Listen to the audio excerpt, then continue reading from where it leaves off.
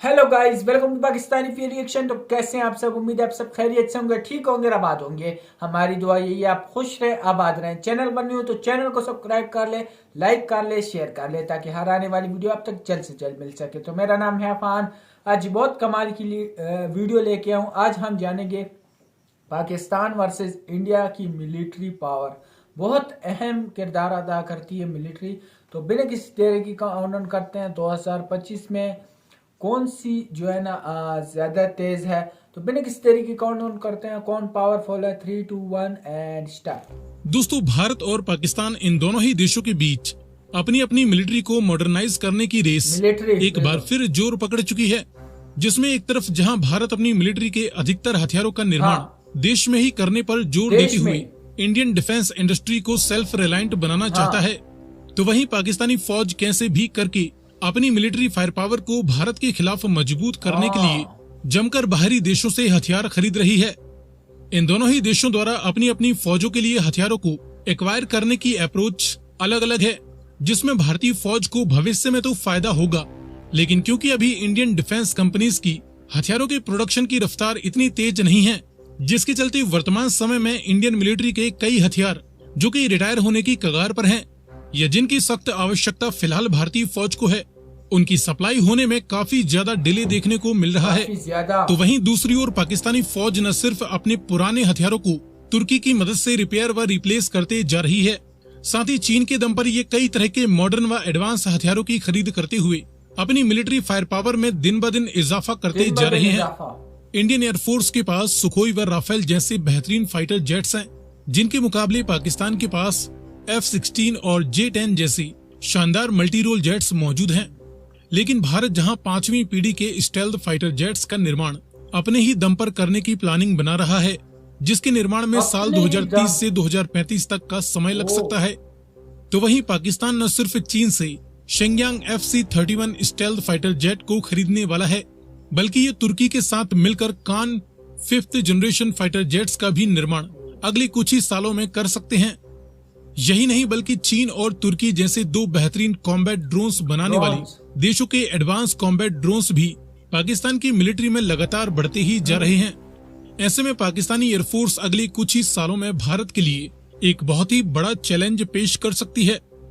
लेकिन जमीनी ताकत की बात करें तो एक और फील्ड है जहां पर पाकिस्तान की आर्मी इंडियन आर्मी को चेकमेट करने पर आमादा है, और वो है mobile artillery guns. Mobile artillery guns आज के समय में बैटलफील्ड में एक जबरदस्त अटैक सिस्टम के तौर पर अपनी जगह बना चुकी हैं, जो कि किसी जंग की शुरुआत में दुश्मन के फ्रंटलाइन डिफेंस को तबाह करने के लिए उन पर ताबड़तोड़ अटैक करने के बाद फटाफट अपनी लोकेशन से फरार भी हो जाती हैं, जिसके चलते इन्हें दुश्मन के काउंटर अटैक और उनके मॉडर्न सुसाइड ड्रोन्स के हमलों से भी सुरक्षा मिल जाती है। इसके उलट फील्ड यानी टाउड आर्टिलरी गन्स को इन्हें कैरी करने वाली ट्रक से निकालकर तैयार करने या वापस ट्रक पर माउंट करने में काफी समय लगता है, और इसीलिए रशिया यूक्रेन वॉर और आर्मीनिया अजरबैजान के बीच की जंग में इन कन्वेंशनल फील्ड हवेजर्स को काफी ज्यादा नुकसान उठाना पड़ा था, और अब इनकी जगह लेती जा रही हैं मोबाइल आर्टिलरी गन्स। ये सेल्फ प्रोपेल्ड हवेजर्स की कैटेगरी में ही आती हैं, लेकिन उनसे ज्यादा फास्ट तरीके से मूव की जा सकती हैं। इंडियन आर्मी के पास फिलहाल महज 100 कोरियन K9 वज्र सेल्फ प्रोपेल्ड हवेजर्स ही हैं, तो वहीं पाकिस्तान की आर्मी के पास 400 से ज्यादा अमेरिकन M109 और 50 से ज्यादा M110 सेल्फ प्रोपेल्ड हवेजर्स पहले से ही सर्विस में एक्टिव हैं। इसके अलावा इन्होंने चाइना से 155 mm SH-15 truck mounted self propelled howitzers की 250 से 300 यूनिट्स खरीदने का ऑर्डर भी दे दिया था, जिसकी कई यूनिट्स फिलहाल पाकिस्तानी आर्मी हासिल करते हुए इन्हें बॉर्डर पर तैनात भी कर चुकी है। और यही नहीं बल्कि खबरें हैं कि पाकिस्तानी आर्मी इनकी संख्या बढ़ाकर 400 से भी ज्यादा करने की तैयारी में है, और क्योंकि चाइना की डिफेंस प्रोडक्शन की क्षमता भारत से कहीं ज्यादा फास्ट है, ऐसे में पाकिस्तान जल्द ही इस तरह की सैकड़ों माउंटेड आर्टिलरी गन्स की तैनाती भी भारत के खिलाफ कर सकता है।